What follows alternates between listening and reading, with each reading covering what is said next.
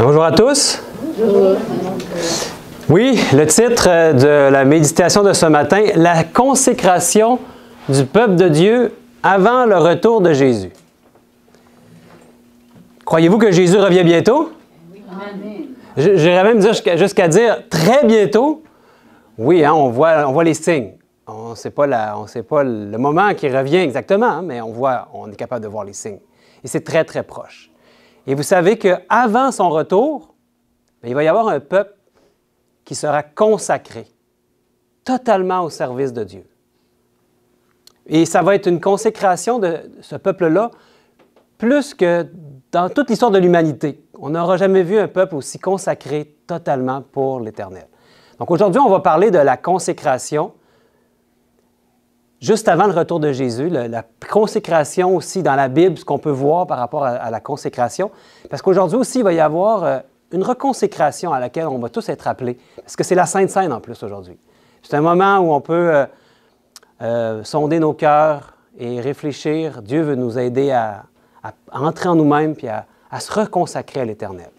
Puis de plus, il va y avoir, on a un programme chargé aujourd'hui, il va y avoir la consécration d'un ancien aujourd'hui. Ce n'est pas tous les jours qu'on voit ça, mais la communauté a proposé un ancien, c'est notre frère Alain, qui a répondu oui. Et aujourd'hui, la prédication va être un peu pour lui aussi, pour nous tous, hein, parce qu'on est tous appelés à se consacrer à l'Éternel. La consécration, en fait, c'est l'action de déclarer quelque chose ou quelqu'un saint. Le but de la consécration, donc, c'est rendre sacré. Faire passer du domaine profane au domaine sacré. Soit une personne, ça peut être, dans la Bible, on a vu, il y a des fois des objets qui peuvent être consacrés, comme dans le temple, hein, ou des lieux qui peuvent être consacrés. Aujourd'hui, on va parler plutôt de nous. Il veut nous consacrer en tant que personne, en tant qu'individu. Puis, il y a toujours un rituel qui est nécessaire, on dirait, dans la Bible, hein, quand il y a une consécration. On a besoin de ça, nous, les êtres humains, des rituels. C'est pas pour rien qu'il y a le rituel du baptême qui existe aussi. C'est quelque chose qu'on veut dire publiquement. On veut s'engager. Et Dieu le sait que la manière que nous, notre cerveau fonctionne, c'est lui qui nous a créés. Quand on s'engage publiquement, ça a une valeur pour nous. Dans notre esprit, c'est se produit quelque chose. Donc, on est tous appelés à être consacrés et Dieu nous consacre à son service, mais des fois, il veut mettre quelqu'un à part, puis publiquement, il veut qu'on puisse faire un rituel comme ça. Donc aujourd'hui, il va y avoir une consécration et c'est Dieu qui consacre, ce n'est pas un être humain qui consacre. Il va y avoir l'imposition des mains. Pensez pas que c'est la personne qui a un pouvoir spécial puis qui va consacrer quelqu'un, n'est-ce pas? C'est Dieu qui va le faire. Donc, Alain a accepté d'être consacré comme ancien. Et dans la Bible, le mot ancien, on le retrouve, mais parfois, c'est le mot évêque qui est utilisé aussi. C'est la même chose. Hein. On a l'idée peut-être de notre background très catholique, quand on pense à des évêques, hein, c'est des prêtres qui deviennent des évêques, puis là on dit hey, Mais dans la Bible, on nous parle des évêques, on nous parle de. En fait, c'est un dirigeant ou quelqu'un qui a à sa charge l'Église, ou en tout cas qui est en charge dans l'Église, à qui on donne des responsabilités. En fait, ce qu'on voit se dégager de quelqu'un qui est à la charge de l'Église, bien, ça devient quelqu'un qui est au service de l'Église. Donc, un serviteur. Donc, quand on demande qui est-ce que tu es dans l'Église, bien, tu es un serviteur en premier. Est-ce qu'on va dire, ah non, moi, je suis ancien. Regardez-moi, je suis ancien ou je suis pasteur. Comme si c'était quelque chose de... C'est une belle chose hein, de vouloir, d'aspirer à être ancien ou pasteur, mais en premier, rappelons-nous qu'on est appelé à être des serviteurs. Serviteurs pour l'Éternel, c'est formidable. Il n'y a rien de plus beau que ça. Il y a Paul qui nous parle beaucoup de cette consécration-là, de la position d'évêque ou d'ancien, et particulièrement à Timothée, qui était son compagnon de service. Et Timothée était jeune, hein, puis pourtant il a été consacré comme ancien. Bon, Alain aussi est jeune de cœur. Et on va lire des textes, des versets qui viennent de ces deux lettres-là à Timothée. Première lettre de Timothée, la deuxième lettre de Timothée. Donc, j'ai extrait des versets, des passages de ces deux lettres-là aujourd'hui qui vont nous être utiles pour mieux comprendre cette consécration-là comme ancien, comme évêque. Mais en même temps, c'est à nous chacun personnellement que Dieu veut s'adresser. On est tous appelés à être des des Timothées aussi. Vous savez, dans la Bible, ceux qui étaient consacrés dans le temple, c'était des hommes, des Lévites. Mais tout le peuple des Lévites, toute la nation était appelée à être consacrée. Les femmes, les enfants, les Lévites, tous étaient consacrés. C'était une nation mise à part pour l'Éternel. Donc, prenez-le aussi pour vous-même. Ce n'est pas un message qui est pour Alain aujourd'hui seulement, c'est pour nous tous. Donc, un premier texte dans 1 Timothée 3:1 nous dit « Cette parole est certaine. Si quelqu'un aspire à la charge d'évêque, on a dit que c'était ancien, c'est la même chose, il désire une œuvre excellente. » C'est merveilleux, c'est une œuvre excellente. Une œuvre excellente ou une charge excellente, mais qui vient avec des responsabilités. Pour celui qui veut la charge d'évêque, il y a des responsabilités qui sont... il y a un autre texte que je n'ai pas mis ici, mais qui dit ceux qui sont les dirigeants de l'Église vont être jugés plus sévèrement. Donc, regardez, je ne vais pas te faire peur, mais on va étudier ces passages-là qu'on va voir aujourd'hui pour comprendre c'est quoi cette charge d'évêque-là, d'ancien. Et il va nous donner dans les versets qui suivent ce verset-là ce qui qualifie quelqu'un à la charge d'ancien ou d'évêque. Donc, es-tu prêt, Alain, pour la suite? Oui. Oui. Par la grâce de Dieu. Par la grâce de Dieu, c'est merveilleux. J'ai bien aimé la définition ce matin de la grâce quand notre sœur Nathalie demandait. C'était des bonnes questions, Nathalie, que tu as. Hein? Je rends gloire à Dieu pour ça. Ça nous aide tous. Et donc, qu'est-ce que c'est les qualificatifs ou les attributs d'un ancien? Il faut donc que l'évêque ou l'ancien soit irréprochable. Oh, ça part solide, hein? Irréprochable, c'est difficile par nous-mêmes. On comprend que c'est Dieu qui va le faire. Mari d'une seule femme, sobre, modéré, réglé dans sa conduite, hospitalier, propre à l'enseignement. Ça ne s'arrête pas là. Il faut qu'il ne soit pas ni adonné au vin, ni violent, mais indulgent, pacifique, désintéressé. Désintéressé, pour moi, c'est l'agapé, hein? L'amour inconditionnel de Dieu. Il faut qu'il dirige bien sa propre maison et qu'il tienne ses enfants dans la soumission et dans une parfaite honnêteté. Car si quelqu'un ne sait pas diriger sa propre maison, comment prendra-t-il soin de l'Église de Dieu? Il ne faut pas qu'il soit un nouveau converti, de peur qu'enflé d'orgueil, il ne tombe sous le jugement du diable. Il faut aussi qu'il reçoive un bon témoignage de ceux du dehors, afin de ne pas tomber dans l'opprobre et dans les pièges du diable. Intéressant ici, il y a beaucoup d'éléments et la liste peut être longue et peut sembler pesant pour quelqu'un, mais n'oublions jamais que c'est Dieu qui va le faire. Et dans le chapitre suivant, Paul continue son discours, sa lettre à Timothée, puis il l'exhorte, malgré sa jeunesse, c'est le début, mais je ne l'ai pas mis parce que, bon, allez, il va dire, moi, je ne suis pas jeune, mais vous savez, quand on n'est pas jeune, qu'est-ce qu'il dit? Qu'on ne soit pas des nouveaux convertis, ça veut dire que c'est l'orgueil le problème. Quelqu'un qui serait trop jeune, on lui donnerait une tâche trop grande pour lui, il pourrait s'enorgueillir de ça. Donc, rendu à l'âge plus mature, plus mûr qu'Alain a, il n'est plus un nouveau converti. L'orgueil, il devrait l'avoir mis de côté, il devrait l'avoir écrasé, n'est-ce pas, l'ego. C'est pour ça qu'on confie la tâche de dirigeant ou à la charge d'une église à quelqu'un qui n'est pas un nouveau converti, qui a déjà appris un petit peu plus, en tout cas, à mater le moi. Et il dit, sois un modèle pour les fidèles, en parole, en conduite, en charité ou en amour, en foi, en pureté. Jusqu'à ce que je vienne, applique-toi à la lecture, à l'exhortation, à l'enseignement. Ne néglige pas le don qui est en toi et qui t'a été donné par prophétie avec l'imposition des mains de l'Assemblée des anciens. C'est ce qu'il va avoir aujourd'hui. Je pense qu'il n'y a pas d'autres anciens. Il va y avoir seulement moi qui va m'imposer les mains, mais s'il y avait d'autres anciens, l'Assemblée des anciens venait et imposait les mains, posait les mains, comme signe rituel, que les hommes ici, on est d'accord que quelqu'un parmi nous puisse être consacré. Et l'imposition des mains par les anciens était ce qui était fait. Occupe-toi de ces choses. Donne-toi tout entier à elles, afin que tes progrès soient évidents pour tous. Veille sur toi-même et sur ton enseignement. Persévère dans ces choses. Car en agissant ainsi, tu te sauveras toi-même et tu sauveras ceux qui t'écoutent. C'est pas petit ce qu'il dit là. Hein? C'est Dieu qui sauve, mais il nous utilise. Hein? On devient des instruments pour lui, des modèles pour Christ. C'est formidable d'être un modèle. Nous sommes tous appelés à être des modèles. Hein? Et il est dit aussi dans 2 chapitres plus loin, dans 1 Timothée 6, versets 11 à 14. « Pour toi, homme de Dieu, fuis ces choses. » Et les choses dont il parlait dans les versets précédents, fuis le monde, les fausses doctrines, l'amour de l'argent. C'était ça dont il parlait. Et quoi? Recherche la justice, la piété, la foi, la charité ou l'agapé, la patience, la douceur. Recherche ces choses. Combat le bon combat de la foi. Saisis la vie éternelle à laquelle tu as été appelé et pour laquelle tu as fait une belle confession en présence d'un grand nombre de témoins. Donc, nous sommes témoins aujourd'hui.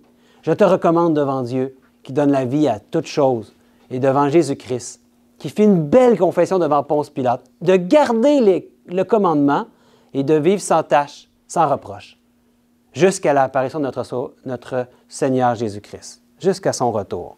On doit vivre sans tâche, sans reproche. Et, ben oui, tantôt, il va y avoir, sûrement Alain va nous dire quelques mots, nous dire son acceptation, s'il le veut, parce qu'il peut encore changer d'idée. Mais ça va se faire devant nous qui vont être témoins de cette confession-là. Et dans 2 Timothée, maintenant la lettre suivante, après 2 Timothée 1, verset 7. « Car ce n'est pas un esprit de timidité que Dieu nous a donné, mais un esprit de force, d'amour et de sagesse.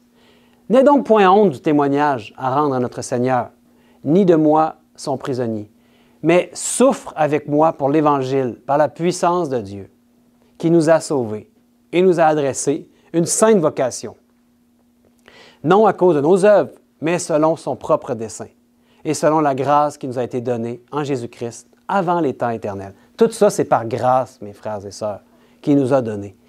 Puis il nous appelle à une sainte vocation. Nous tous, nous sommes appelés à être un sacerdoce royal. Et il dit de ne pas avoir honte du témoignage à rendre à notre Seigneur. Comme Pierre, malheureusement, il a eu honte de son Sauveur quand il était à la porte du temple. Mais par après, quand il a été converti, est-ce qu'il avait encore honte de son Sauveur? Pas du tout même. Il dit, jugez vous-même. Est-ce qu'il vaut mieux plaire aux hommes ou plaire à Dieu? Il a fait son choix. Hein? Il a été converti. On a besoin aussi de vivre cette conversion, cette reconsécration à l'Éternel, pour qu'on puisse avoir un esprit de force, d'amour et de sagesse, et être un témoignage puissant pour sa gloire. Tout ce qu'on fait, c'est pour sa gloire, mes frères et sœurs. Et dans 2 Timothée 2, le chapitre suivant, au verset 21, il est dit, si donc quelqu'un se conserve pur, en s'abstenant de ces choses, et les choses dont il parlait, c'était des disputes de mots, des discours vains et profanes. C'est ce qu'il y avait juste avant. De se conserver pur, s'abstenir de ces choses profanes et vaines. Il sera un vase d'honneur, sanctifié, utile à son maître, propre à toute bonne œuvre. Nous voulons tous ici être propres à toute bonne œuvre. Les œuvres de Dieu qu'il va accomplir en nous, mais avec notre consentement, avec notre volonté. On a toujours notre libre arbitre, mais on veut faire ses œuvres à lui. Se conserver pur. C'est une reconsécration, vous savez, pour moi aussi aujourd'hui. Ce n'est pas parce que je me tiens devant vous puis que je vous parle de consécration, j'ai besoin de me reconsacrer à l'Éternel. Je pense que chaque jour, on a besoin de se reconsacrer à l'Éternel, n'est-ce pas? Et d'offrir nos corps comme une offrande, un culte raisonnable de notre part. C'est une offrande de notre moi, de notre ego, se conserver pur. S'abstenir même des vains discours. Est-ce que ça nous arrive des fois d'avoir des discours qui sont vains? Mon Dieu, il y a des anges qui sont autour de nous, qui sont témoins de tous nos vains discours. Peut-être des fois, ils se bouchent les oreilles ou ils préfèrent je vais revenir plus tard. Il y a des vains discours ici. Et surtout quand c'est le jour du sabbat, vous savez, des fois, on a des discours profanes. Ça peut arriver, hein? Même dans l'Église.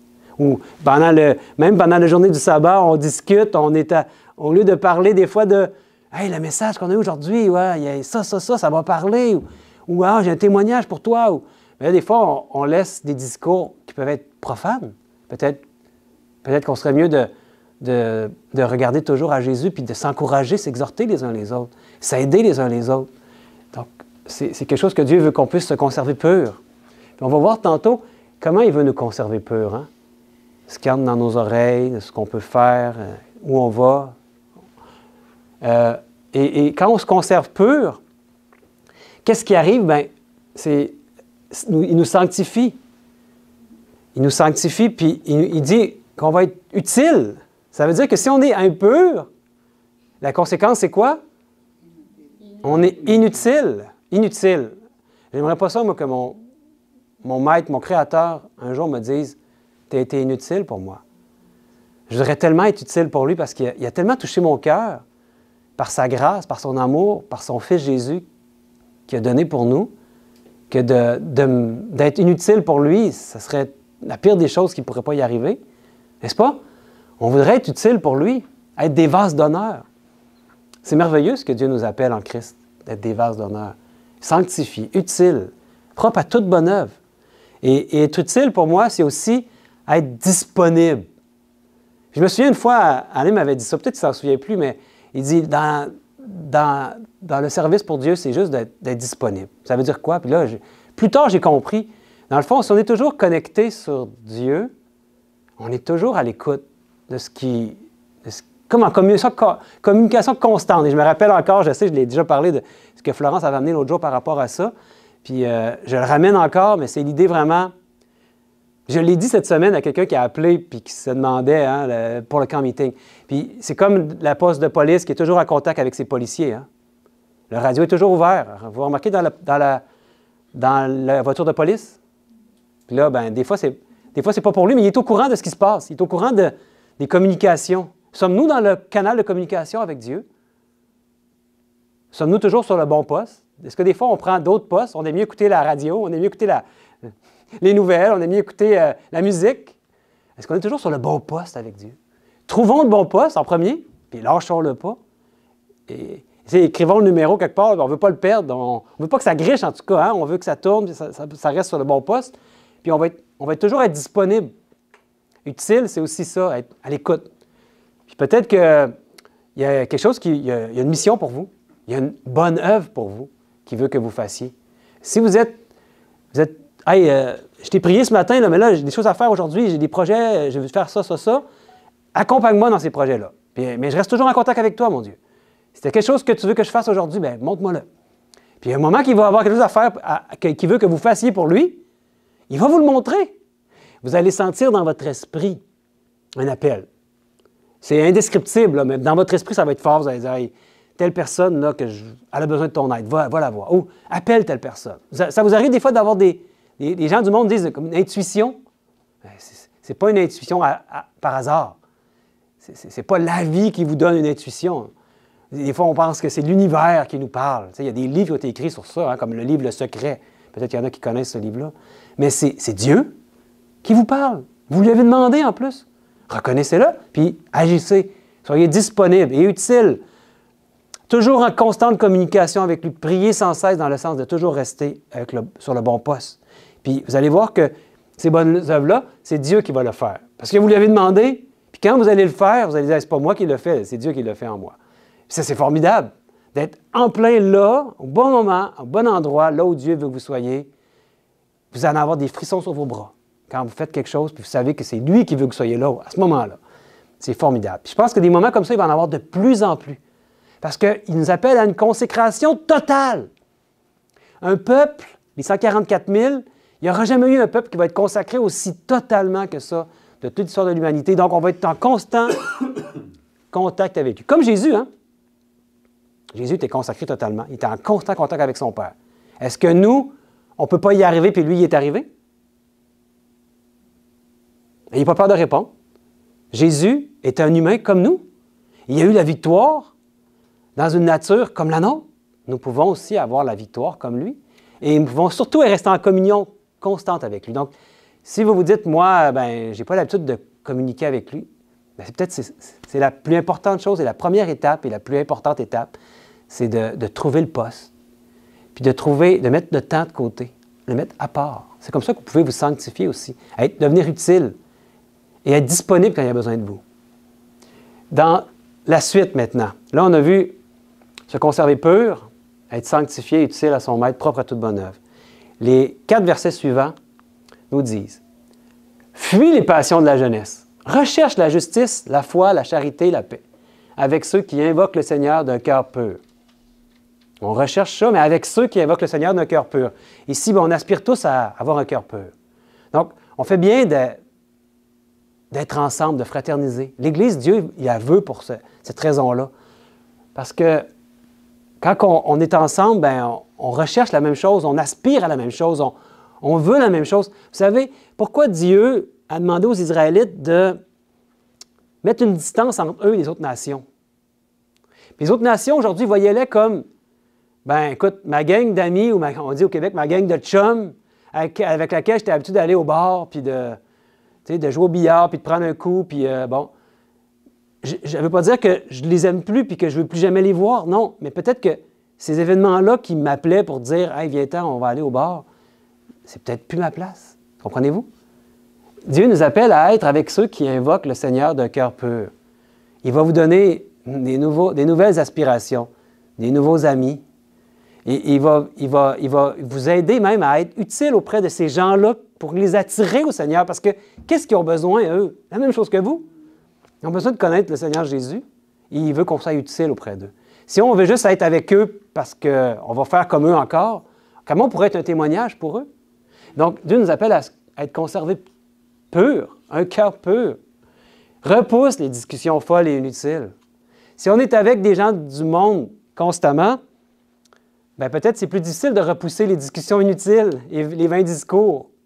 Mais quand on est avec des gens qui ont l'Esprit de Dieu, des frères et sœurs dans l'Église, bien c'est plus facile de repousser les discussions folles et inutiles, sachant qu'elles font naître des querelles. Or, il ne faut pas qu'un serviteur du Seigneur ait des querelles. Il doit au contraire avoir de la condescendance. La condescendance, j'aime pas beaucoup le mot. Oui, Second l'a utilisé, mais en fait, d'autres versions utilisent le mot douceur. C'est plus proche de ce que ça veut dire. Donc, il ne faut pas qu'un serviteur du Seigneur ait des querelles. Il doit, au contraire, avoir de la douceur pour tous. J'aime mieux ça. Être propre à enseigner, doué de patience. Être douceur, patience. Ça me fait penser à Moïse, qui était l'homme que la terre a porté, à part Jésus, qui avait le plus de patience. Pourtant, il était un dirigeant, le dirigeant de tout Israël. Dieu lui a confié beaucoup de responsabilités, puis il y avait de la douceur, de la patience. Ça veut dire que, pas parce que tu deviens un dirigeant dans l'Église, ou un ancien, ou un évêque, que tout d'un coup, tu deviens dur et sévère. Et on peut être sévère dans le sens sérieux, plus sérieux peut-être. Dieu nous appelle à plus d'être sérieux. Ça ne veut pas dire qu'il ne faut plus y avoir de joie, là. Mais c'est sérieux, c'est solennel, la tâche que Dieu nous donne, mais avec douceur. Tu sais, c'est pas obligé de crier après les gens. Moi, j'avais des patrons, à l'époque que j'étais chez mon emploi d'avant, les patrons que j'avais plus de respect pour eux, c'était pas ceux qui me criaient après. Ceux avec lesquels on voulait suivre, c'était ceux qui nous parlaient avec douceur, avec aimabilité, avec patience. Puis on avait le goût de les suivre. Ça, c'était des bons modèles. Jésus, c'était le modèle parfait. Hein? C'est qui ton modèle? Puis là, les gens vont dire Mère Teresa ou Gandhi, ou ils vont dire des grands personnages. Mais Jésus, c'est le modèle qu'on voudrait suivre. Il est parfait. J'imagine pas que Jésus était toujours en train de crier après les gens. Pourtant, c'était lui le plus grand des leaders qu'il y a jamais eu. Mais il était leader par ses actes, par son comportement, par sa relation avec Dieu. Puis, qu'est-ce qui arrive ici ensuite? Il doit redresser avec douceur. Oui, parfois Dieu nous appelle à redresser des personnes autour de nous, mais avec douceur, les adversaires, dans l'espérance que Dieu leur donnera la repentance pour arriver à la connaissance de la vérité. Puis après ça, on prie pour ces gens-là. Est-ce que vous voulez vivre pieusement, avec piété, en Jésus-Christ? La piété, c'est quoi la piété? Bien, ça signifie d'honorer Dieu. On en a parlé tantôt. Honorer Dieu est un vase d'honneur. C'est ça la piété. De tout cœur, de toute son âme et de toute sa pensée. Dieu à la première place. Honorer Dieu par nos vies. Même nous sommes appelés, nous, la dernière génération, à tellement honorer Dieu qu'on va devenir l'accomplissement de l'Évangile éternel. On va contribuer à blanchir la réputation de Dieu, imaginez-vous, par la vie de Christ qui vit en nous, qui va nous rendre victorieux sur le péché. La piété se manifeste de quelle manière? Par des gestes, par l'amour fervent pour Dieu, par notre comportement. Est-ce que vous voulez vivre en piété pour Jésus-Christ? Amen. Amen. Et dans 2 Timothée 3,12, on va voir un texte où il nous parle de vivre dans la piété, en union à Jésus-Christ. Et là, vous allez voir que vous avez tous répondu Amen, je pense, hein? Bon, vous allez voir qu'est-ce qui vient avec, vivant avec la piété. Et là, je voulais comme vous poser la question avant, pour que vous n'ayez pas peur ensuite de voir la conséquence de vivre avec piété. Vous le savez, hein, c'est quoi? Tantôt, il a parlé de souffrance. Or, tous ceux qui veulent vivre pieusement en Jésus-Christ seront persécutés. Ça vous tente encore de vivre pieusement? Avec piété? Oui, amen? On continue le message? Vous n'avez pas le goût de partir à la course, Alain non plus? Non, Alain il est correct. Dans 2 Timothée 3, 2 versets plus loin, au verset 14, il est dit « Pour toi, reste attaché à tout ce que tu as appris et reçu, avec une entière conviction. Tu sais de qui tu l'as appris. Depuis ton enfance, en effet, tu connais les Saintes Écritures. Elles peuvent te donner la vraie sagesse qui conduit au salut par la foi en Jésus-Christ. Car toute l'Écriture est inspirée de Dieu et utile pour enseigner, réfuter, redresser et apprendre à mener une vie conforme à la volonté de Dieu. Ainsi, l'homme de Dieu se trouve parfaitement préparé et équipé pour accomplir toute bonne œuvre. Qu'est-ce qui va nous préparer à vivre pieusement, à honorer Dieu et à supporter même la persécution qu'on a vue tantôt? Qu'est-ce qui va nous y préparer? Ben oui, les Saintes Écritures. Hey, ça, c'est pas banal, hein? La place des Saintes Écritures dans notre vie. Qu'est-ce que c'est la place des Saintes Écritures dans votre vie? Est-ce qu'on pourrait passer une journée sans lire les Saintes Écritures? Ça arrive des fois, hein? Mais ici, il nous dit, mais la clé, c'est ça. On dirait la clé, c'est ça. Pour vivre pieusement, la vraie sagesse qui conduit au salut par la foi en Jésus-Christ, c'est quoi? C'est les Saintes Écritures qui peuvent te la donner, la vraie sagesse, qui conduit au salut par la foi en Jésus-Christ. Qu'est-ce que c'est la place des Saintes Écritures dans notre vie? Répondez pas, mais répondez-vous en vous-même. Peut-être vous dites, j'ai pas le goût des Saintes Écritures, je trouve ça ennuyant, je trouve ça long, j'ai pas le goût, je me sens pas attiré. Qu'est-ce qu'on peut faire dans ce temps-là? On peut demander à Dieu, donne-moi le goût de lire les Saintes Écritures. Pensez-vous qu'il va le faire? Il sait que c'est comme ça qu'on va être conduit au salut par la foi en Jésus-Christ. Ma sœur a dit, hein, elle, quand elle vient le mercredi à la grande prière, elle dit, je vais à la Bible. Puis à la Bible, qu'elle dit.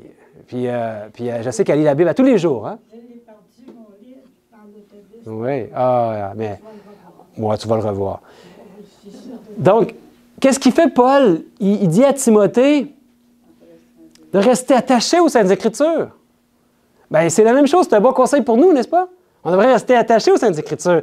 Il ne vous amène rien de nouveau ici. Je veux juste qu'on puisse prendre... On veut se reconsacrer aujourd'hui. On a besoin de se reconsacrer à Dieu. Puis, qu'est-ce qui va arriver? L'homme, qu'est-ce qui va arriver s'il se reconsacre à Dieu, s'il prend les Saintes Écritures, s'il laisse Dieu, en tout cas, lui donner le goût des Saintes Écritures? Qu'est-ce qui va arriver? Bien, il va être parfaitement préparé. Préparé à quoi? À accomplir les bonnes œuvres. Il va nous équiper. Ah, merveilleux. Préparé, équipé pour faire les bonnes œuvres de Dieu. Êtes-vous équipé pour les bonnes œuvres de Dieu? Peut-être vous allez non, moi, je ne peux pas, je me sens pas capable, je ne suis pas digne, je ne suis pas un bon représentant de Dieu. Bien, la manière qu'on peut se préparer est ici. Tu sais, une armée de soldats, il y a un camp d'entraînement. Il y a plusieurs mois qui doivent se dérouler, apprendre à manier l'arme, etc. Nous, notre préparation est ici. La stratégie militaire est là-dedans. Saviez-vous ça? Vous le saviez, hein? Des fois, on a besoin de prendre encore plus la mesure des choses que les Saintes Écritures, ainsi parle l'Éternel, à la fin, avant que Jésus revienne. Nos sens vont nous tromper, vont nous amener loin de Dieu. Le monde va être séduisant, va sembler amener la vérité de Dieu. Mais si on n'a pas ça pour savoir que c'est ainsi parle l'Éternel, si on se laisse guider par nos sens, notre ressenti, on va être trompé, mes frères et sœurs, on va être séduits. Comment faire pour ne pas être trompé? Ça se passe ici, c'est Dieu qui nous a donné ce livre-là. En lui-même, il n'est pas magique. Ça reste un livre, des pages, de l'encre. Mais si on prie Dieu avant de lire les Saintes Écritures, ces mots-là vont entrer en nous et vont produire des choses formidables qui vont nous conduire au salut par la foi en Jésus-Christ et qui vont nous donner la vraie sagesse. Vous savez, dans la Bible, c'est qui la sagesse? C'est Jésus. Lisez Proverbe 8 d'ailleurs, vous allez trouver quelque chose de formidable par rapport à Jésus dans Proverbe 8. C'est lui la vraie sagesse. Et là, ensuite, qu'est-ce que Paul va faire? Dans le chapitre suivant, il va donner à Timothée une recommandation solennelle. Solennelle. C'est spécial hein, quand c'est solennel. Donc, c'est sérieux, c'est quelque chose à prendre vraiment, pas à la légère. Il dit, c'est pourquoi devant Dieu, devant Jésus-Christ, qui va juger les vivants et les morts, et dans la perspective de sa venue, encore plus aujourd'hui, Jésus est proche de revenir, et de son règne, je te le recommande solennellement. Vous voulez savoir c'est quoi la recommandation solennelle? Bien, j'ai pas pu, j'ai tout mis en orange. Tout était important. Il dit, proclame la parole.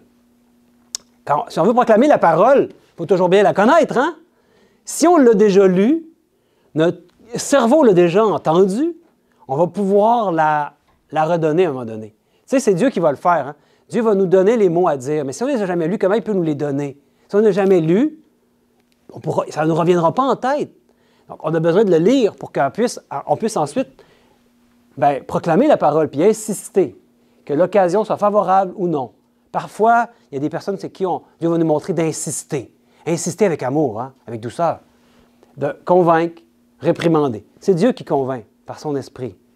Mais il va nous utiliser, on devient des canaux pour convaincre et réprimander et encourager par ton enseignement avec une patience inlassable. Ah, la patience.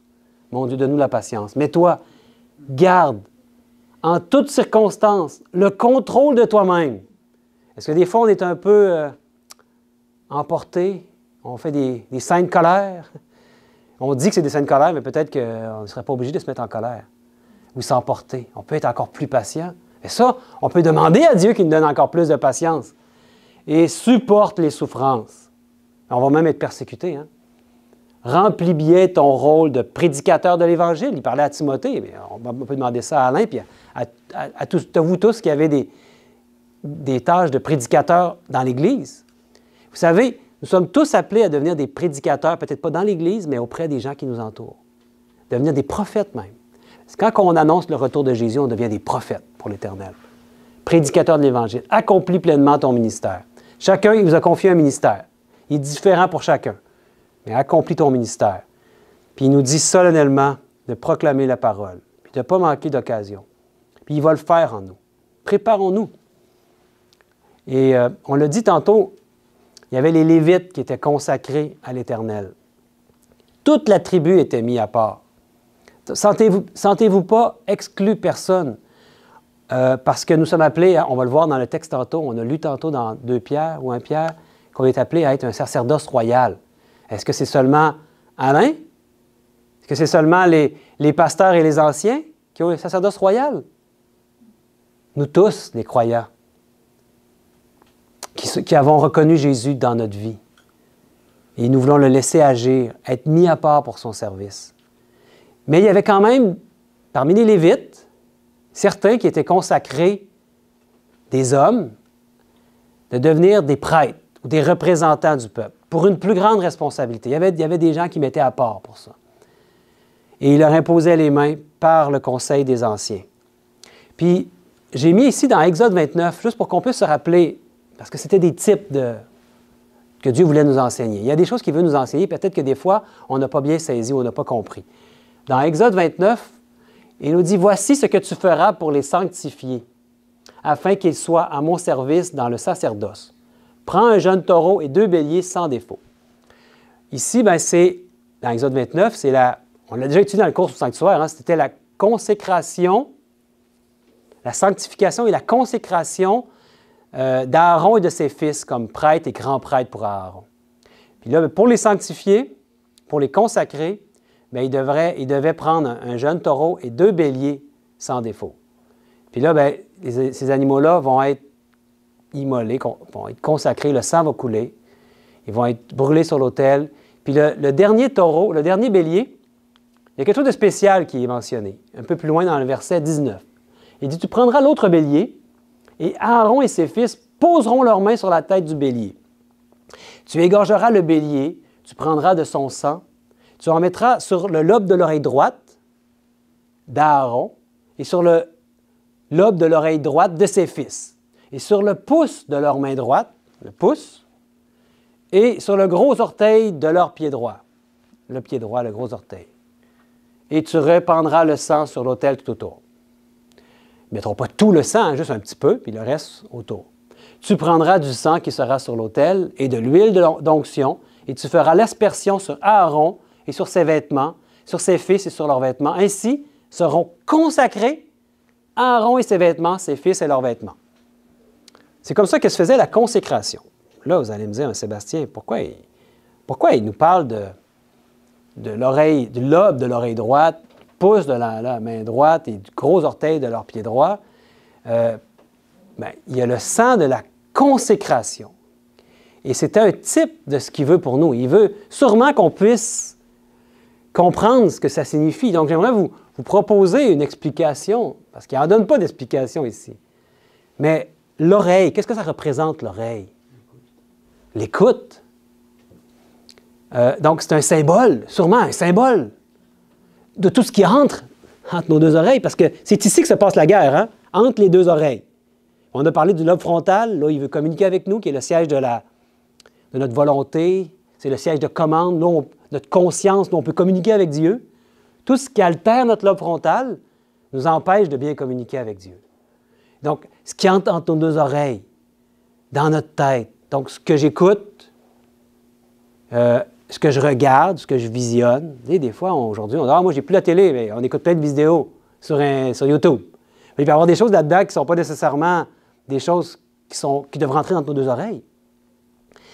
Aussi mes pensées. Des fois, on laisse nos pensées. On n'a peut-être pas la pensée de Dieu, on la laisse avoir de la colère ou de la haine, ou on ne repousse pas ces choses-là. Ce qu'on a dans notre tête, ce qui entre en nous par nos oreilles, le lobe de l'oreille droite. C'est une chose importante pour notre consécration, hein? Non seulement pour Alain, et comme c'était le cas pour les Lévites, les grands prêtres, mais pour nous tous, on a besoin de se consacrer et de faire attention à ce qui rentre dans notre tête. Dieu nous informe de ça. Qu'est-ce que ça pourrait être maintenant? La main, le pouce, la main, qui représente quoi? Nos actions. C'est clair, on a déjà parlé. Alain avait fait une méditation là-dessus sur la marque de la bête qui va être sur la main ou sur le front. La main, ça représentait ce qu'on faisait par convenance. C'est nos actions. On veut être comme tout le monde. Donc, c'est un symbole de ce que je fais de ma vie. Quelles sont mes actions? On doit être consacré par rapport à ce qu'on fait, où on va, qui on rencontre, tout ce qu'on fait, notre comportement.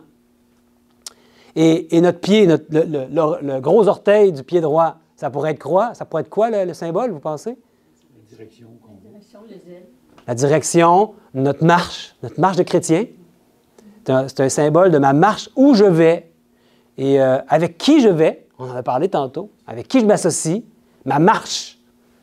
Est-ce que le fait que Dieu m'a saisi, j'ai été saisi par son amour, est-ce qu'il y a des révélations qui me montrent que je dois me mettre à part du monde? Est-ce que je vais aller encore avec les mêmes personnes? Est-ce que je vais encore aller aux mêmes endroits? Où est-ce que mes pieds me conduisent? En fait, c'est le cerveau, hein, qui est le frontal. C'est important, le premier. Parce que c'est lui qui va dire à mes pieds où aller. Mais où est-ce que moi je vais aller? On comprend que tout ça a rapport avec la pureté que Dieu veut nous donner. La pureté, comment est-ce qu'il veut qu'on l'atteigne? Par l'étude des Saintes Écritures. Il va nous rapprocher de lui de cette manière-là. C'est formidable ce que Dieu veut faire. Mes frères et sœurs, Jésus revient bientôt. Ayez-en aucun doute. Très, très bientôt. Quelle ne devrait pas être la consécration que nous devrions avoir. Avant son retour, il y a un peuple qui va être entièrement consacré au service de Dieu. On les appelle les 144 000. Un peuple qui va être rendu à la stature parfaite de Christ, irréprochable, sans tache. Aujourd'hui, est-ce que vous voulez vous consacrer ou vous reconsacrer au service de Dieu? C'est une question qu'on peut chacun se poser. Puis dans 1 Pierre 2, je vous avais dit, hein, on a tous appelé. Ah, bien ça, c'est le petit dessin pour l'oreille droite. Il y a une solennité dans ce qui se passe là. On dirait, à l'image, je trouve qu'elle la rend bien. Et il se laisse mettre du sang sur l'oreille. Aujourd'hui, Dieu veut nous mettre du sang sur l'oreille. C'est le sang de son Fils. Il l'a versé pour nous. C'est mérite à notre compte. Et dans 1 Pierre 2, Pierre nous dit, « Et vous-même, comme des pierres vivantes, édifiez-vous pour former une maison spirituelle, un saint sacerdoce, afin d'offrir des victimes spirituelles agréables à Dieu par Jésus-Christ. » C'est nous tous, hein, ici. Personne n'est exclu là de ça. Vous, au contraire, un peu plus loin, vous êtes une race élue, un sacerdoce royal, une nation sainte, un peuple acquis, afin que vous annonciez les vertus de celui qui vous a appelé des ténèbres à son admirable lumière. Donc, si on est une nation sainte, un peuple acquis, une race élue, un sacerdoce royal, c'est pas pour nous-mêmes, c'est pour qu'on puisse annoncer. Annoncer quoi? Bien, Jésus-Christ, les vertus de notre Sauveur. Puis on devient une maison spirituelle, un temple de l'Esprit de Dieu, un saint sacerdoce. Notre engagement d'une bonne conscience envers Dieu. On est appelé aussi à être l'Élie des derniers jours, avant le retour de Jésus. Et vous savez, Élie était consacré totalement au service de Dieu. Puis vous savez qu'il est arrivé quelque chose de spécial à la fin de sa vie. Savez-vous c'est quoi? En fait, il n'y a pas eu de fin de sa vie. Il est monté au ciel. J'ai dit, ils vont sûrement réaliser. Mais il est monté au ciel. C'était pas un piège, là. C'était juste... Mais il est pas monté, il est monté au ciel, il n'est pas passé par la mort. Et on dit qu'Élie, c'est comme une prémisse de ceux qui vont vivre les 144 000. Et sa vie était une vie de consécration totale. Est-ce qu'il a toujours été consacré? Est-ce qu'il y a eu des moments de découragement dans sa vie? Est-ce qu'il y a des fois où il pensait que Dieu n'était pas là? Il y a même, à un moment donné, il était suicidaire, notre ami Élie. Il se pensait seul. Peut-être aussi, ça va nous arriver qu'on va se penser seul. Mais après ça, on se rend compte que non, jamais seul. Puis Élie, même, il a été nourri par des corbeaux. Puis il y a eu de quoi boire, malgré qu'il était dans un endroit désertique. Et Dieu, il va prendre soin de nous aussi, hein? On n'a pas à s'en faire. Et Élie est un type des 144 000, de nous qui vivons au temps de la fin, avant le retour de Jésus. Et je pense que je l'ai mis ici. Ah oui, c'est ça. Parce qu'il y a un homme qui a été comparé à Élie aussi. Jésus lui-même l'a dit. Puis on disait qu'il avait l'esprit d'Élie. Car il, Jean-Baptiste, sera grand devant le Seigneur. Il ne boira ni vin ni liqueur enivrante. Et il sera rempli de l'Esprit Saint dès le sein de sa mère. Il se gardait pur. Vous savez, les boissons et tout ce qui fait que notre lobe frontal ne peut plus fonctionner, on ne peut plus avoir une bonne communication avec lui. Je pense qu'on peut comprendre ici que ce n'est pas seulement pour la santé qu'on ne prend pas d'alcool, mais c'est parce que Dieu veut communiquer avec nous. Comment est-ce qu'on peut communiquer avec lui si on est drogué ou si on est sous l'influence de l'alcool? Ça ne peut plus se faire. Vous êtes d'accord avec moi? Il ramènera plusieurs des fils d'Israël au Seigneur, leur Dieu. Il marchera devant Dieu avec l'esprit de la puissance d'Élie. On parle de Jean-Baptiste. Il va avoir l'esprit de la puissance d'Élie pour ramener les cœurs des pères vers les enfants et les rebelles à la sagesse des justes, afin de préparer au Seigneur un peuple bien disposé. Jean-Baptiste avait la tâche de préparer la venue de Jésus, aplanir les sentiers. Un peuple bien disposé. Mais nous aussi, nous sommes appelés à l'Élie des derniers jours. Saviez-vous ça? Malachie nous en parle. On va voir si c'est pour nous. Voici, je vous enverrai Élie, le prophète, avant que le jour de l'Éternel arrive, ce jour grand et redoutable. Ce jour grand et redoutable, le jour de l'Éternel, on parle de quel jour ici?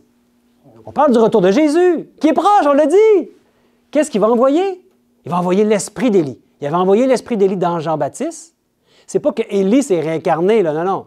C'est l'esprit, en fait, c'est l'esprit de Dieu. Hein? C'est le même esprit de consécration totale d'Élie que Dieu avait envoyé dans Jean-Baptiste. Et que maintenant, vers qui il va envoyer? Vers nous, une consécration totale. Pas juste dans un individu, mais dans un peuple. Ça ne s'est jamais vu dans l'histoire de l'humanité. Les 144 000. un peuple d'Élie, un peuple d'Enoch aussi, hein? Un peuple de Jean-Baptiste. Jean-Baptiste, lui, il n'a pas été enlevé au ciel. Pourquoi? Bien, il a donné sa vie. Il a la tête coupée. Peut-être ça va arriver qu'on va aussi devoir donner notre vie avant que Jésus revienne. Ça ne veut pas dire qu'on n'est pas dans les 144 000 ou les 144 000, c'est ceux qui vont être présents quand Jésus revient.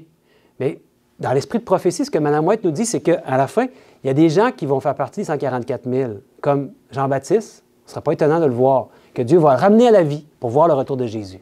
Elle nous dit ça, Mme White, qu'il y a des gens qui vont être ressuscités peu de temps avant le retour de Jésus. Comme Mme White, peut-être.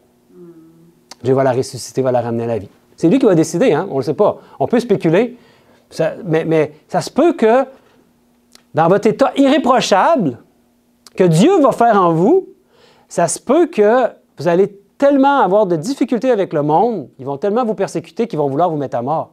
Et malheureusement, il y en a parmi nous qui vont être mis à mort. Et quand Jésus va revenir, ça se peut très bien qu'il va vous ramener à la vie pour voir le retour de Jésus. Et s'il ne le fait pas, ce n'est pas grave, parce qu'on veut faire toute sa volonté. On veut faire sa volonté, on veut faire tout pour sa gloire. Toute notre vie soit pour sa gloire. Donc, tout comme Jean-Baptiste était totalement consacré au service de Dieu, bien, Dieu prépare un peuple consacré pour son service. Puis il nous envoie pour être des témoins. Des témoins de qui? Bien, dans Jean 1, on nous parle de Jean-Baptiste. Hein? Ça nous dit, il y a un homme envoyé de Dieu. Son nom était Jean. Il vint pour servir de témoin, pour rendre témoignage à la lumière, afin que tous crussent par lui. Il n'était pas la lumière, mais il parut pour rendre témoignage à la lumière. C'est ça que notre rôle à nous. Hein? Cette lumière était la véritable lumière qui, en venant dans le monde, éclaire tout homme. Jésus est la seule lumière. Nous reflétons, nous amenons la lumière vers les gens autour de nous. Comme Jean-Baptiste, on est envoyé par Dieu pour être des témoins, pour lui rendre témoignage. Et la parole a été faite chair, et elle a habité parmi nous, pleine de grâce et de vérité. Et nous avons contemplé sa gloire, une gloire comme la gloire du Fils unique venu du Père. Jean lui a rendu témoignage. Et c'est écrié, « C'est celui dont j'ai dit, celui qui vient après moi m'a précédé car il était avant moi. » Un témoignage. Jean rendit ce témoignage. « J'ai vu l'Esprit descendre du ciel comme une colombe et s'arrêter sur lui. Je ne le connaissais pas, mais celui qui m'a envoyé, c'est le Père, baptise d'eau. Celui-là m'a dit, excusez-moi, je ne le connaissais pas, mais celui qui m'a envoyé baptiser d'eau, celui-là m'a dit, celui sur qui tu verras l'Esprit descendre et s'arrêter, c'est celui qui baptise du Saint-Esprit. Et j'ai vu, Jean-Baptiste dit, j'ai vu avec ses yeux, avons-nous vu, nous aussi, avec les yeux de notre cœur, notre foi, et j'ai rendu témoignage. Avons-nous aussi rendu témoignage? Avons-nous un esprit de timidité qui nous empêche de rendre témoignage? Que Dieu nous aide. Il rend témoignage de quoi? Qu'il est le Fils de Dieu. C'est très important, il semble, le fait de connaître que Jésus est vraiment le véritable Fils de Dieu. Et non pas une métaphore. Il y a un Père, il y a un Fils. Jésus, on peut rendre témoignage de lui qu'il est le Fils de Dieu. Amen. Le Fils de Dieu est devenu le Fils de l'homme. C'est à quel point il nous a aimés. Il s'est incarné. C'est la seule manière qu'il pouvait nous sauver. Par amour pour nous, il a fait ça. En tant qu'homme, vous savez, on a dit que Jean-Baptiste et Élie et Enoch étaient consacrés totalement à Dieu. J'arrive à la fin. On ne peut pas finir sans parler de celui qui est le summum de consécration à Dieu. Le Fils de l'homme. Le Fils de Dieu qui est devenu le Fils de l'homme.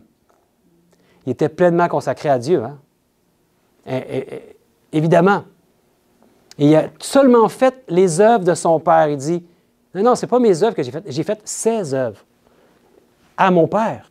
Il n'a même pas fait ses œuvres. Parce que nous, des fois, on dit, moi, je vais faire des œuvres. Non, c'est toujours les œuvres de Dieu que tu vas faire. Il va te permettre de le faire. Jésus lui-même a fait ça, a fait les œuvres de son Père. Est-ce que vous avez déjà réfléchi, on en a parlé un petit peu ce matin dans l'école du sabbat, avez-vous déjà réfléchi à ce que Jésus a vécu quand il était sur la terre? On parlait d'une pomme pourrie qui est au travers des autres puis qui va faire pourrir les autres. Bien, les êtres humains, on était tous pécheurs, comme des pommes pourries.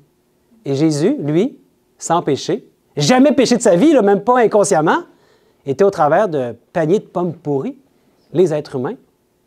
Tous ses amis avec qui il était tout le temps. Avez-vous déjà réfléchi à ce qu'il a vécu d'être entouré constamment des pécheurs et du péché, puis de ne pas être plus impatient que ça. Avez-vous déjà réfléchi à ça? On fait beaucoup d'heures en prière. Aïe, aïe, aïe. Il priait sûrement, pas tant pour lui-même, hein? Il priait pour les autres. Il est toujours en train d'intercéder pour les autres. Puis, mon Dieu, aide-moi à savoir quoi leur dire. Parce qu'à la fin de sa vie, est-ce qu'il avait compris sa mission? Même les disciples n'avaient pas compris sa mission. Il fallait qu'il leur envoie son esprit, le consolateur, pour qu'ils comprennent vraiment. Il n'avait pas compris sa mission. Même ses parents, sa mère n'avait pas compris. Personne n'avait compris sa mission. Il était... Est-ce qu'il y avait quelqu'un à qui parler puis se confier? Pierre, hein, celui qui avait dit « Quand tu vas être affermi, là, même à lui, qui était le dirigeant de son groupe des 12, qui avait passé 3 ans et demi avec lui, est-ce qu'il pouvait lui faire confiance? À un moment donné, il dit « Arrière de moi, Satan ». Même Pierre, il ne pouvait pas se confier à lui. Pourtant, il a essayé de parler à ses disciples avant d'être arrêté. Puis il a fallu qu'il leur parle en parabole. C'est là qu'il leur a fait la parabole du consolateur. Parce qu'il ne pouvait même pas encore comprendre s'il leur parlait ouvertement. Il n'y avait personne à qui parler. Il était seul. Il était seul, notre Sauveur. Il y a un texte dans Ésaïe 63 que Mme White fait référence comme étant attribuable à Jésus. Ésaïe 63 dit « J'ai été seul à fouler au pressoir. Et parmi les peuples, personne n'était avec moi. » Moi, je lis ça, j'ai envie de pleurer. Jésus, il se sentait seul. Puis dans le livre « La puissance de la grâce », qui est une méditation quotidienne, Mme White a pris ce verset ici, puis elle a fait... J'ai presque mis tout le texte. Okay? Ça va terminer notre message aujourd'hui. Donc, c'est vraiment touchant parce que on a de la difficulté à se mettre à la place des autres en premier. Mais se mettre à la place de notre Sauveur Jésus, de ce que lui a vécu, puissions-nous le faire, s'imaginer vraiment qu'est-ce qu'il a vécu notre Sauveur. Ça va nous aider encore plus, ça va nous toucher notre cœur. Donc, par rapport à ce verset, elle dit « Il faut dire qu'à travers son enfance, sa jeunesse, sa virilité, Jésus resta seul. Dans sa pureté et sa fidélité, il foula seul au pressoir, sans l'aide de personne. Il portait un terrible fardeau de responsabilité pour le salut des hommes. Il savait que sans un changement radical de principe et de but, la race humaine tout entière était perdue. Cela pesait sur son âme. Ça devait être dur à porter, hein? Et personne ne pouvait imaginer de quel poids ce fardeau l'accablait. Aussi longtemps qu'il vécut, sa mère et ses frères ne saisirent pas le sens de sa mission. Ses disciples ne le comprenaient pas davantage. Ayant vécu jusqu'ici dans l'éternelle lumière, intimement uni à Dieu, il allait vivre sur la terre dans la solitude. Il faut qu'il porte le fardeau de notre péché et de notre condamnation, puisqu'il est devenu un avec nous. L'être sans péché doit éprouver la honte du péché. Le pacifique doit vivre au milieu des querelles. La vérité doit habiter au milieu des mensonges. La pureté doit coudoyer la bassesse. Péché, discorde, désir coupable. Tous ces fruits de la transgression lui sont un supplice. Mes frères et sœurs, ce n'est pas terminé, mais j'aimerais m'arrêter ici pour qu'on puisse faire le parallèle avec nous. Si Christ vit dans votre cœur, dans votre vie, que les gens voient Christ maintenant au travers de vous, puis que vous reflétez sa lumière, bien, on va vivre une souffrance similaire à celle de Jésus. Peut-être, de Sébastien, c'est trop dur à porter ce que tu nous dis là. On a de la misère à s'imaginer que Jésus le fait pour nous. Puis tu nous demandes de nous aussi. Bien, ce n'est pas que tu nous demandes, c'est un fait. C'est ce qui va arriver. Si Christ vit en vous, vous allez vivre le même genre de situation ici que Christ. Il se sentait seul. Peut-être à un moment donné, on va être dispersé. On est bénis maintenant d'être ensemble. Ce ne sera peut-être pas toujours le cas. À un moment donné, peut-être qu'on va être obligé de se disperser pour X raisons. On va peut-être se sentir seul.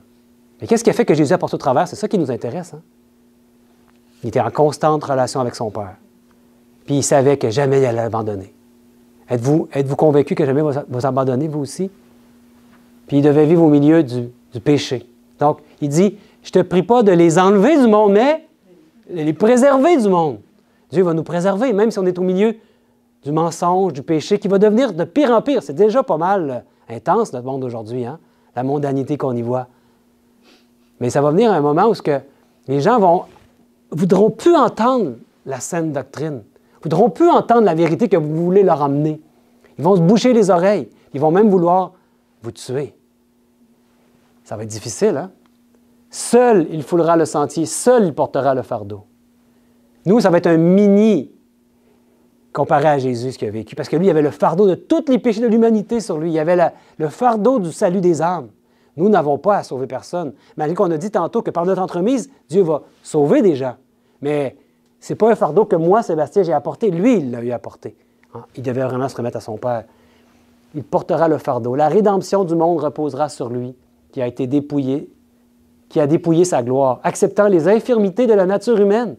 Oui, il était sujet à la fatigue. Il était sujet à les mêmes choses que nous, hein? À la faim, à la soif. Il voit tout cela et il en souffre. Mais il reste ferme dans sa décision.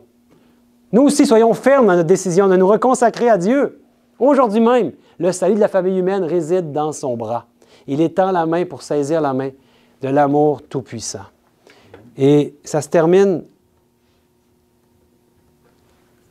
Les disciples n'ont jamais compris, comme ils l'auraient dû, la nostalgie que le Christ éprouvait en vivant, d'une vie purement humaine, loin des parvis célestes. Quand Jésus ne fut plus avec eux, ils commencèrent à comprendre quelles attentions ils auraient pu lui témoigner pour réjouir son cœur. Aujourd'hui, puissions-nous le comprendre et enfin donner à Christ ce qu'il attend de nous, qu'on puisse devenir des vases d'honneur pour lui. Et il est en train de préparer un peuple. Entrons avec lui dans le lieu très saint. Et ça se termine comme ça ici. Un semblable besoin se fait sentir dans le monde aujourd'hui. Bien peu parmi nous comprennent tout ce que le Christ est pour eux. Autrement, il montrerait le même amour que Marie. Marie, là, c'est celle qui a lavé les pieds de Jésus. Hein? Et l'onction serait généreusement accordée. Même, elle pleurait parce qu'elle savait qu'elle était pécheur. Puis elle savait qu'elle devait tout à son Sauveur. Puis elle a mouillé les pieds de Jésus. Elle lui a lavé les pieds. Puis elle les a séchés avec ses cheveux. Puis ensuite, elle les a embaumés juste avant l'arrestation de Jésus, la mort de Jésus. La plus belle offrande faite au Christ ne serait pas jugée trop coûteuse. Aucun renoncement, aucun sacrifice consenti pour lui ne paraîtrait trop grand. Si on a le même amour que Marie. Elle ne savait pas, Marie, mais elle était un exemple, un modèle, parce que Christ l'a saisi par son amour. Puis si on doit être touchés nous aussi par l'amour de Jésus dans nos vies, puis qu'on puisse devenir vraiment, qu'on n'ait aucune crainte de peu importe ce que ça va nous coûter de suivre Jésus. Ayons la ferme résolution de le suivre partout où il va. Les 144 000, ils suivaient l'agneau partout. Et aucun renoncement, aucun sacrifice consenti pour lui ne pourrait être trop grand. Jésus revient bientôt, mes chers frères et sœurs, mes bien-aimés. Avant son retour, il va y avoir un peuple totalement consacré au service de Dieu, comme Élie, comme Enoch, comme Jean-Baptiste. Et il nous appelle, nous aussi. Et comme Jésus, hein? On va vivre, nous aussi, notre propre Gethsémane. Ce que Jésus a vécu dans le jardin de Gethsémane, où il a dit « Non pas ma volonté, mais la tienne », on va vivre aussi, on va se poser des questions, on va penser que tout le monde est contre nous, mais on va se rappeler que lui est toujours là. Jésus n'a jamais été seul. Il y a un moment où il a été seul. Et c'est quand il est devenu péché pour nous. Vous savez c'est quand? Sur la croix. Sur la croix, là, il avait perdu le contact avec son Père. Et c'est ça que les pécheurs non repentants vont vivre pour toujours et toujours, la séparation éternelle d'avec Dieu, la seconde mort. Donc, pour lui, ça devait être atroce. Lui qui avait toujours été en relation avec son Père, Dieu ne pouvait pas sauver les humains puis sauver son Fils en même temps. Il a dit, mon Dieu, Élie, Élie, là-bas, sabachthani, pourquoi m'as-tu abandonné? Il s'est senti séparé. Et c'est ça qui fait le péché, hein? Ça met une séparation d'avec Dieu. Jésus est devenu péché pour nous. Nous n'aurons pas à subir ça, nous. On va vivre notre Gethsémane, mais on ne va jamais être séparés de Dieu. Amen! Gloire à Dieu! Ce que Jésus a fait, on va passer au travers de Gethsémane, à notre mesure, à nous, qu'on va être capable de supporter. Mais on va toujours avoir l'Esprit de Dieu qui va être avec nous. Dieu envoie ses anges pour être avec nous. Aujourd'hui, est-ce que vous voulez vous consacrer ou vous reconsacrer à Dieu pour son service? Amen. Mais si c'est votre désir, bien, je vous invite à vous prosterner alors qu'on va faire une prière pour nous l'assemblée ici, Puis ensuite, vous allez voir la suite pour Alain. Mais je vous invite d'abord à ce qu'on puisse se reconsacrer, si vous le voulez, à vous prosterner.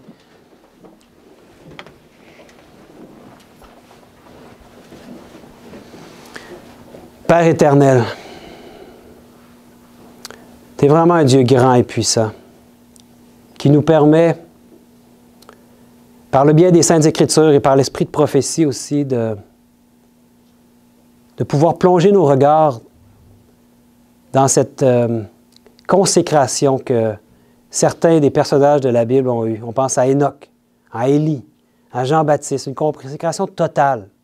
Et surtout, ton Fils unique engendré, Jésus-Christ. Sa consécration était parfaite. Quel modèle pour nous.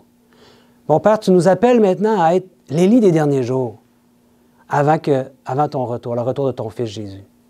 Et peut-être, mon Père, et sûrement nous nous sentons indignes d'une si grande charge. Nous ne pouvons pas y arriver, mon Père. Sans toi, cela est impossible. Mais on est vraiment rassurés parce qu'on sait que jamais tu vas nous abandonner. Et tu vas toujours être avec nous, comme tu l'as promis, jusqu'à la fin du monde. Mon Père, envoie ton esprit sur chacun de nous. Tu vois ton Église ici qui est prosternée devant toi. Et peut-être les gens qui vont entendre ce message par YouTube, par après. Tu vois ton peuple qui est prosterné, qui répond à ton appel. Que toi-même, tu puisses nous consacrer à toi. Que tout ce qui entre nos deux oreilles puisse être consacré. Que tout ce que l'on fait puisse être consacré. Et partout où l'on va puisse être consacré à ton service. Bon Père, saisis-nous et utilise-nous, bon Père, pour ta gloire, qu'on soit des vases d'honneur et qu'on soit disponible toujours à chaque fois que tu veux qu'on puisse faire une mission pour toi, une œuvre pour toi. Fais qu'on puisse avoir cette communication à chaque jour, qu'on puisse être des étudiants fervents des Saintes Écritures pour connaître ta pensée, ton esprit, et qu'on ne quitte jamais plus le poste, le bon poste de communication avec toi. Mon Père, fais ce miracle, consacre-nous, chacun de nous ici, les femmes, les enfants. Il n'y a pas d'enfants ici, mais ceux que l'on connaît qui sont nos enfants, on voudrait les consacrer aussi à ton service. Mais les hommes et les femmes qui sont ici, bon Père, on voudrait tous nous consacrer à toi. Et c'est au nom de Jésus-Christ, notre seul Sauveur, que nous t'en prions. Amen. Amen. Amen.